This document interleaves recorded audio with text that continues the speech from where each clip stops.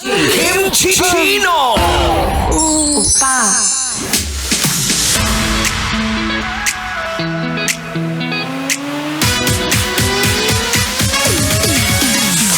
And I am back mga mahal. Nagbabalik na po si DJ Kim Chino para pag-usapan natin kung bakit hirap na hirap kang mag-let go o di kaya hirap na hirap makausad sa ex mo.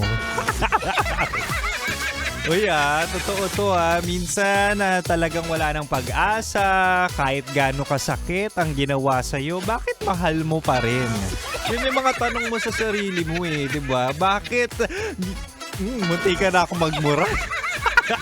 Bakit winalangya ako? Bakit sinayang ako? Bakit pinagpalit ako? Pero hindi ko siya mawala sa puso't isip ko.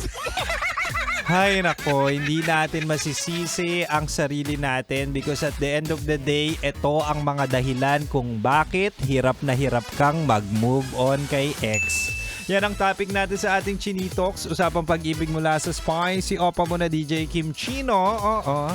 Sabi ko kanina mahal, ang dahilan kung bakit ang kapal ng eyebags mo ay dahil iniisip mo pa rin ang ex mo.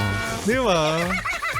O ito sabi ko kanina, it's hard to move on kasi hindi lang siya ang nawala, pati yung parte ng sarili mong minahal mo kapag kasama mo siya. O yan lalim nun Aminin mo kapag mahal mo yung kasama mo, iba yung ugali mo, kung paano ka mag-react.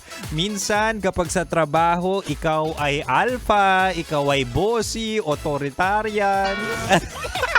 Pero pag kasama mo ang jowa mo, bakit ikaw ay nagpapa-baby? Di ba?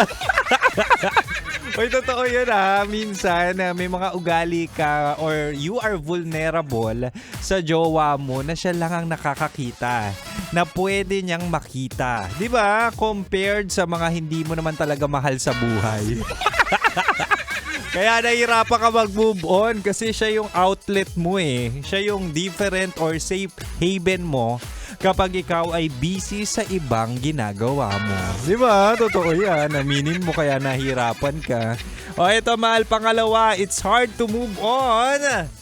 Kasi iniisip mo na meron pang chance. Ito na, dito na po. Pasok ang pagiging hopya. Ang mga tao ngayon, sinaktan na, iniwan na, niloko na, pero at the end of the day, umaasa pang magkakabalikan sila. Hoy, ang daming ganyan Ang daming winalangya pero willing pang patawarin ang kanilang mga ex dahil hindi malimutan or hindi sila makausad. Ewan ko ba sa inyo bakit ang rupok nyo? Diba? O aminin mo, totoo to. Umaasa ka pa rin na kahit alam mong tapos na, ay nako, hindi pa para sa'yo. Kaya ang ending, kahit hindi ka naman aso, naghahabol ka sa tao.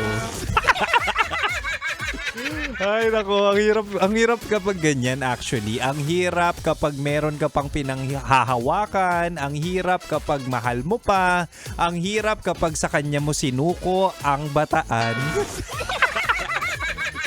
Uy, totoo yun naman, di ba? Ang first mo ay definitely memorable. Nagkataon sa ex mo lahat ang first. First date nyo sa street foods, first date nyo sa mall, sa restaurant, first date mo sa sine. So definitely those memories will last forever. Kaya naman dapat alamin mo kung ang punot dulo kung bakit mahal mo siya para at least alam mo na kung paano magle-let go pati na rin ang emosyon at feelings mo. Oo, kailangan mo yun. Kailangan alamin mo kung paano mo siya minahal para malaman mo rin kung paano mo na siya pakawalan. Anyway, mahal, dalawa pa lang yan kung bakit napakahirap mag-move on sa larangan ng pag-ibig. Diba? Napakahirap mag-move on kahit na maling tao ang iyong iniibig. Anyway, mahal, meron pa akong isa. Hanggang 9 p.m. pa naman si Kim Chino. At ikaw na nakikinig sa radyo, gusto ko lang sabihin na kapag hinanap mo ang aking live, kami po ay naka-live. Saan? Sa YouTube po ng 90.7 Love Radio Manila. Doon tayo magkukulitan, ha? Nakikita ko na sila Arlene, Alexander, at ang iba pang Chino Pops. Kaya naman, punta ka na ron. But for now, balik na tayo sa Rakrakan Music. At syempre, dito ka lang sa 90.7 Love Radio.